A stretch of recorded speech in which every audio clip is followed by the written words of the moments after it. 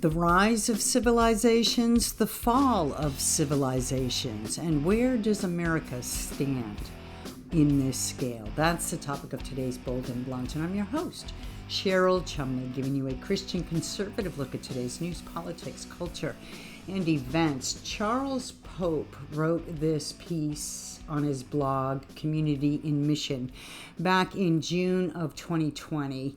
The title, How Civilizations Rise and Fall in 8 Stages.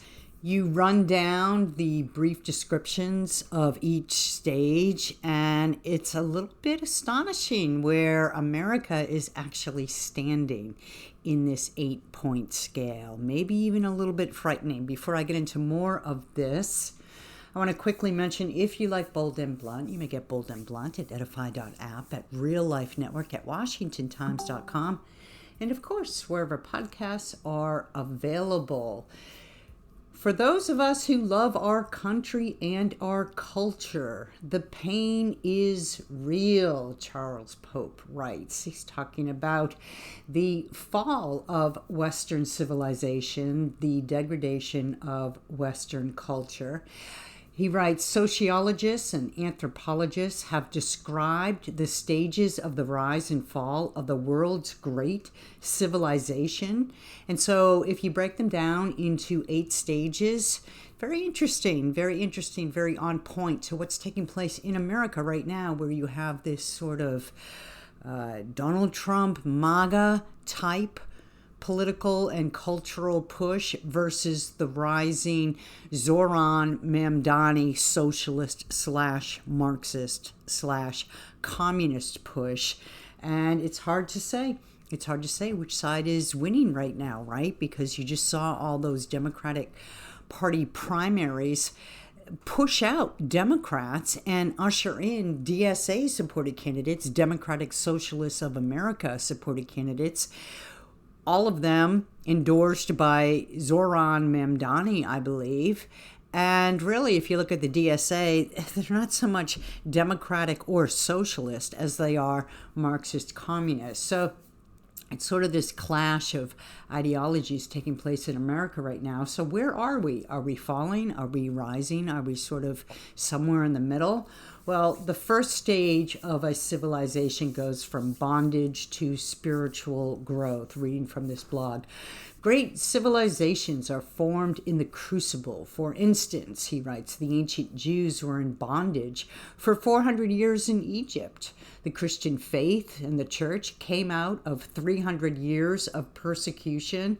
Suffering brings wisdom and demands a spiritual discipline that seeks justice and solutions. That's stage 1, right? From spiritual growth to great courage. Having been steeled in the crucible of suffering, courage and the ability to endure great sacrifice come forth. Think of America's great foundings, right? The founding days of America, the flight from England for pursuits of religious freedom, religious liberty, the right to worship as one chooses, and the colonies that came forth, the colonization of America, the fights for liberty against the British Empire. Think of that as we go down these bullet points. From spiritual growth to great courage. This is number 2, right? Having been steeled in the crucible of suffering, courage and the ability to endure great sacrifice come forth, anointed leaders emerge, and people are summoned to courage and sacrifice. Think of the Federalist Papers, the Founding Fathers, the call to arms against the tyrannical British soldiers. People who have little or nothing also have little or nothing to lose and are often more willing to live for something more important than themselves and their own pleasure. Isn't that where our ragtag colony, our ragtag militia rose from, right? People that just had nothing but liberty to live for, and they banded together in the common fight against tyrannical overlords. A battle begins. This is from the blog. Okay, now we move on to number 3, from courage to liberty. As a result of the courageous fight, the foe is vanquished. See you later, British military. See you later, British Navy, right? And liberty and greater justice emerges. At this point, a civilization comes forth, like America, right? Rooted in its greatest ideals. In America, the ideal of rights and liberties coming from the Creator. Many who led the battle are still alive at this point in the growth of civilization, as were our founding fathers at the growth, the emergence of the American experiment. Many who led the battle are still alive, and the legacy of those who are not is still fresh. Heroism and the virtues that brought about liberty are still esteemed. The ideals that were struggled for during the years in the crucible are still largely agreed upon. Such a pointed narrative about America's founding. Number 4. From liberty to abundance. Liberty ushers in greater prosperity because the civilization is still functioning with the virtues of sacrifice and hard work. And isn't that what happened, right? In the years and decades that followed, American exceptionalism really took root and spread. Americans became a hardworking bunch, motivated and driven by the idea that what an individual creates, an individual profits from, trademark laws, that the protection of the individual entrepreneurial spirit. It really came on in full force, took effect in America's society. And that really, the whole idea of capitalism and growing one's own wealth, seeing one's own dreams come to fruition, and reaping the rewards of one's own dreams and visions and creative ingenuities. That's something that just really drove American exceptionalism home. Number 5, from abundance to complacency. To be complacent means to be self-satisfied and increasingly unaware of serious trends that undermine health and the ability to thrive. This blog writes, everything looks fine, so it must be fine. Yet, the foundations, resources, infrastructures, and necessary virtues are all crumbling. Isn't that so? In America, the Great Awakening, right? When this started happening, what happened? There was a great Christian awakening of the need to return to more virtuous times. Number 6, from complacency to apathy. The word apathy comes from the Greek and refers to a lack of interest in or passion for the things that once animated and inspired. Reading from this blog, due to the complacency of the previous stage, stage 5, the growing lack of attention to disturbing trends, advances to outright dismissal, so unaware to dismissing. Many seldom think or care about the sacrifices of previous generations and lose a sense that they must work for and contribute to the common good. Think of the 1960s, right?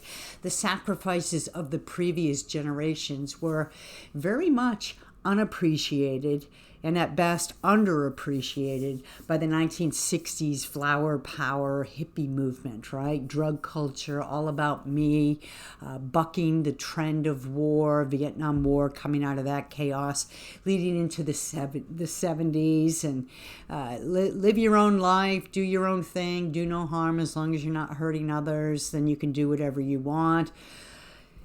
Civilization suffers, the blog writes, the serious blow of being replaced by personalization and privatization in growing degrees. Working and sacrificing for others becomes more remote. Growing numbers become increasingly willing to live on the carcass of previous sacrifices. No more building for the upcoming generation, only just feeding off of what has already been provided, right? Those are my words, not his. Now, number 7 from the blog again, from apathy to dependence. Increasing numbers of people lack the virtues and zeal necessary to work and contribute.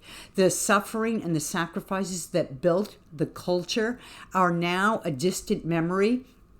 As discipline and work increasingly seem too hard, dependence grows. Well, the rise of the welfare state in America, right?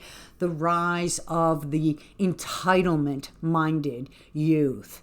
The rise of open borders and letting everyone in and taking from Peter to pay Paul, redistributing wealth from those who work hard and still carry forth the torches of the self-sacrificing generational mindset, right? The ones to work and save and leave something for the coming generations, to that of the I exist, so you must provide for me type of mindset. And that leads to number 8, from dependence back to bondage. As dependence increases, the blog goes on to say, so does centralized power. Well, think of that and think of America today. The more entitlement-minded people populate the ballot box, right? The more the federal government is seen as the caretaker of all, and the more the nanny state grows, the more the socialism blossoms, right? The more the demands continue to grow.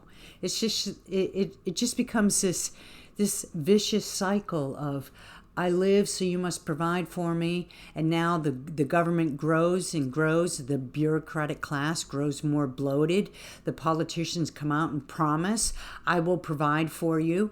And they take from one to give to another. And the more the dependency grows on the political class, it's a vicious cycle. Dependent people, the blog goes on to say, tend to become increasingly dysfunctional and desperate. Look at the Democrat Party of today. They are filled with the lunatics of society. The blue and pink-haired, multi-pierced, multi-tattooed, furry dressing, weird dancing in the street, diaper-wearing men just walking along as if this is normal for them, as if this is normal society. And these are the people that demand you and I provide for them, right? Dependent people tend to become increasingly dysfunctional and desperate, psychologically deranged, I might add, seeking a savior. They look to strong central leadership, but centralized power corrupts and tends to usher in increasing intrusion by centralized power. Injustice and intrusion multiplies. One leads to the other leads to the one. But those in bondage know of no other solutions. Family and personal virtue, which were essential ingredients for any civilization, are now effectively replaced by an increasingly dark and despotic, centralized, control-hungry for more and more power. In this way, the civilization is gradually ended because people in bondage no longer have the virtues necessary to fight. Isn't that interesting when you look at America's founding, America's morphing, and America's modern day society, and you look at those 8 bullet points, the rise and fall of civilization, and where do you see America on that?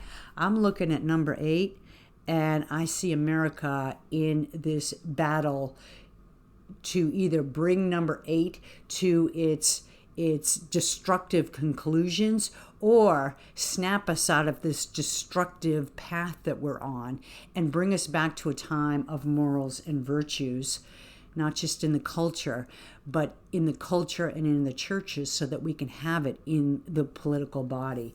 And my guest today, I don't know if he would agree with these 8 points, but he has a clear vision on what's going on in America right now. He's written the book. It has a film component that goes along with it by the same name, called The Last Stand: Christ or Chaos? The War for the West. Seth Gruber, I want to thank you so much for being on Bold and Blunt. So great to have you here. Thank you. I can't wait to get into the topic based on your latest book, The Last Stand: Christ or Chaos? The War for the West. Very dramatic title. And what do you mean by that? Yeah, thank you. Well, we really are in a last stand moment. I know that sounds hyperbolic. It sounds like red meat for the MAGA base or something like that. But it really isn't. There was this interesting book written by Oxford anthropologist and ethnologist J.D. Unwin in 1934. So, what was that, 92 years ago? And he looked at 86 civilizations over 5,000 years and ask the question, why do civilizations rise and thrive, if at all, and why do they decline and fall? And his findings were horrifically, frighteningly consistent and should be the greatest awakening call for the West and its strongest proponent, America, as we know it today. And he found a 100% correlation between the powerful coupling of prenuptial chastity with absolute monogamy and cultural advancement, cultural energy. And these were the civilizations that gave us the best art, the best culinary, the Really? best architecture, the best families, the best standing armies, even says the best furniture. In all ways, they exceeded. But in the inverse, he found a 100% correlation between, let's call it the French Revolutionary, Palais Royal, Jacobin, free the nipple, Woodstock, sexual freedom societies and cultural decay. And so he said once the civilization adopted total sexual freedom, and it's interesting by this, he meant codified in law, then within 90 to 100 years, they were done.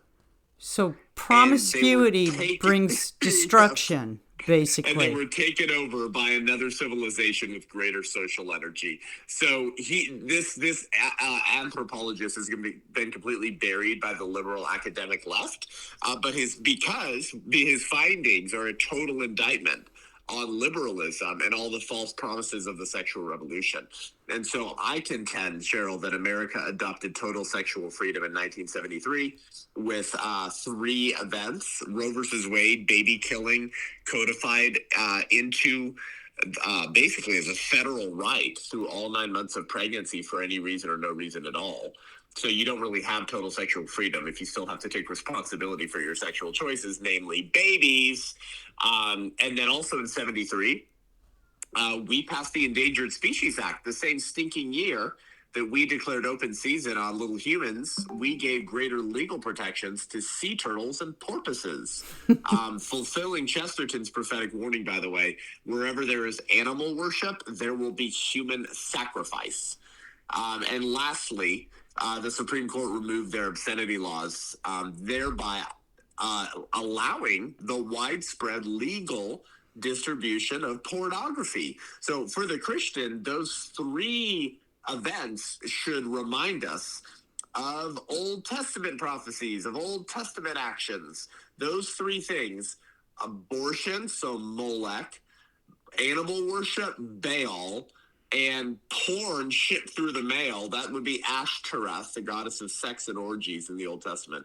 Anytime God's people came into alliance or toleration with those 3 sort of demonic manifestations, God would just basically, kind of like Pilate, wash his hands of the whole affair, hand his people over to be ruled by those who hate them. So I contend 73 was the beginning of America's embrace and codification of total sexual freedom, which means we're more than 50 years into what could be a 90 to 100 year slide. And as we're watching radical Islamists outbreed us and begin to really exercise dominion in a very biblical sense across the West right now, I think these are the warning signs, the canaries in the coal mine of civilizational replacement. So my book really looks at the glorious and forgotten heritage of Christian resistance in the church's history against all these same evils today, evils that we used to understood it was the church's job to fight and push back against. So that's why we made the Last Stand book and film. I noticed you didn't mention birth control as part and parcel of that advance of sexual freedom. Well, yeah, I wrote an entire book about the founding of Planned Parenthood and Margaret Sanger. Mm-hmm. It's called the 1916 Project. And so, I mean, yes, we touch on that. But of course, I did an entire book addressing the birth control movement and how that gave birth to all of this stuff. Of course, it was Margaret Sanger who coined the term birth control. She coined that term. People don't realize that. She wasn't trying to help poor Black and brown women ensure that they don't have more children than they can afford. By birth control, she would have focused more on the control aspect of that phrase. And Sanger said birth control is not contraception thoughtlessly and indiscriminately practiced. Birth control means the cultivation and release of the better racial elements in our society and the gradual suppression, elimination, and eventual extinction of defective stocks, those human weeds who threaten the blossoming of the finest flowers of American civilization. So that was the birth control movement. That's how it was defined by the person who coined the term. And of course, she's also the founder of the biggest baby killing organization in the world today. But of course, birth control, what did it do? It ripped sex from its procreative telos and convinced us that consent to sex is not really consent to pregnancy. And that's part of the culture of death mindset that, of course, causes a civilization to commit suicide in the first place. So let's go back to the Supreme Court, because as you're aware, that has been reeled back a little bit, and now it's put in the hands of the states, which you can make an argument that more or less it advances the same sort of abortion type culture, but it does it on an individual state basis. Is there in your research any pushback of these other nations, or was it all... I'm trying to draw a parallel. I'm trying to see if America has like extra years added, right? Because we pushed back on abortion. Does it work that way in any of the other nations that you did research on? Yeah. So J.D. Unwin makes the observation in his research of 86 civilizations over 5,000 years is that that timeline can be extended when a nation begins to actually reverse their decisions and actually begins to prioritize monogamy and the family. Unfortunately, Cheryl, what we've done in America is actually we've turned one battlefront into 50 when it comes to the abortion issue, because we just said, well, states can just do whatever they want, which is interesting to watch. Even so-called conservatives and Republicans who are registered with a party that was founded to abolish slavery. It's very strange to watch those folks. I mean, I count myself a conservative and a Republican, but it's very strange to watch them celebrate this as some great conservative victory. That was exactly what was splitting the Republican Party in the 1850s, was between those who wanted to maintain states' rights to decide whether the Black man and woman and child was really a full person, and those who wanted to grant them freedom. We've just done the same thing now with the abortion debate. Some states are saying the preborn child is a person, and we're going to try to protect them. And some states are saying, no, they're literally a non-person through point of birth, and women need to be able to have their children murdered or murder them themselves with the abortion pill because this is necessary for feminism or something like that. And so with the abortion issue today, 70% roughly of the babies killed every 12 months are killed through the abortion pill taken by the mother, shipped to her mailbox. We're removing abortionists and abortion brick and mortar centers, which I celebrate when those are shut down. But we've just turned one battlefront into 50, and we've basically allowed women to become their own abortionists. So the problem's actually not going to get better. It's actually going to get much worse, and we're going to be much more divided until we figure this out. You mentioned the growth of the Muslim population in America, and it's interesting to me because many Islamists then use America's own freedoms, our Constitution, against us, and in order to degrade the Constitution from within our own country. So I wonder if this is the way that God is using to punish America, to turn us over to the consequences of our own immorality. How do we fight back on that? Yeah, so yeah, no, I absolutely believe that this will be God's judgment on America if the church doesn't wake up, if pastors don't begin to preach boldly into these issues, to actually equip their people, the people of God, to live boldly in these very crazy years. We're close friends with a lot of the people who are on the front lines fighting this fight to actually get states to begin to declare Islam a violent political movement and not a quote unquote religion, meaning actually removing the religious freedom argument, for Islamists to just be able to set up these temples and begin to exercise literally aspects of Sharia law, where a lot of policemen, if you look at the UK, are not even touching some of these neighborhoods, and you're going to see that begin to happen in areas like Michigan and parts of Texas as well.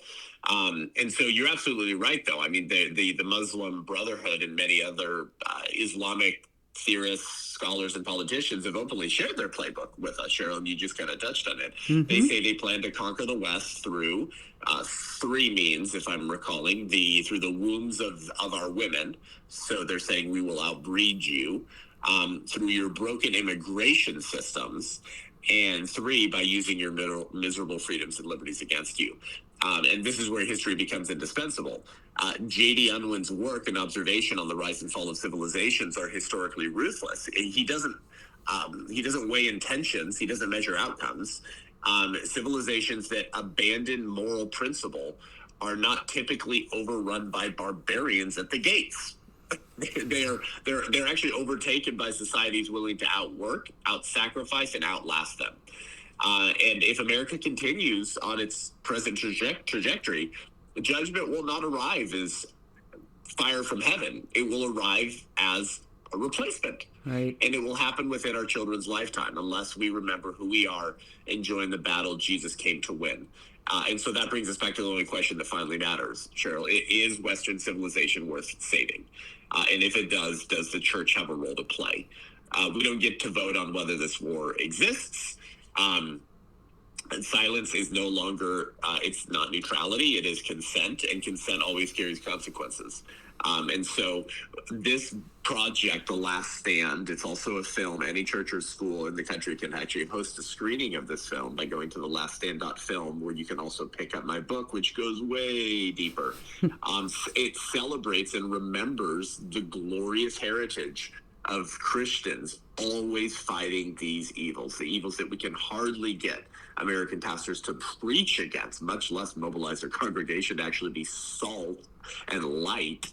And so I'll put it this way, Cheryl, the first 1900 years of church history stands as an indictment against the last 100. We've forgotten who we are. I agree completely with what you said. And just to wrap up with this last question, Seth, if churches are the answers in America, which I do believe they are, if you look back under COVID and how they just folded and bended in fear under government order, how hopeful are you that churches will be able to save America? Yeah, there were three tests from 2020 till now. I would call them like a nation on the national stage tests for the local church, Cheryl. It was the scamdemic under the Fauci ouchies. Secondly, was the overturning of Roe v. Wade. And thirdly, it was the murder of my friend Charlie, who we have dedicated the entire film and book to. The Last Stand. And I'll tell you this, I've been preaching in, I would say, more churches in America on the issue of life than probably anyone else in the country since 2020. It totally just a God thing that happened. And I watched those three tests, and I'll tell you this, we're not where we need to be, but I have never seen more churches and believers fired up to do something. A lot of churches that failed test number one, COVID, Cheryl, passed test number 2 and 3. Really? A lot more churches who failed test number 1 and 2 passed test number 3. They said something about Charlie. They honored him as the only Christian martyr we've seen on American soil in our lifetime on American soil. And of course, there's churches who did fail all three, of course, Cheryl, but they deserve to be brutally mocked, in my opinion, actually, at this point. Yeah. I think you should leave that kind of church and go somewhere else with your tithing and your worshiping. But I'm encouraged at what I see, and I'm very encouraged by Gen Z young men who are flocking and racing back to church at record level numbers that we haven't seen in mine or my parents' lifetime. And so we are living in a propitious moment. These are exciting times to be alive. And at the White Rose Resistance, everything we do is to put ourselves out of a job to get the local church to remember who she is and get back engaged in this fight. Well, that's a good way to end it on an inspirational note. So I appreciate that. Seth Gruber, The Last Stand, Christ or Chaos, The War for the West, a film and a book. I appreciate your time. Thank you. Thank you, Cheryl. And that's another Bold and Blunt. Remember, if you like Bold and Blunt, you may get Bold and Blunt at edify.app, at Real Life Network, at WashingtonTimes.com, and of course, wherever podcasts are available. Tune in next time. In the meanwhile, don't forget, stay blunt, stay bold.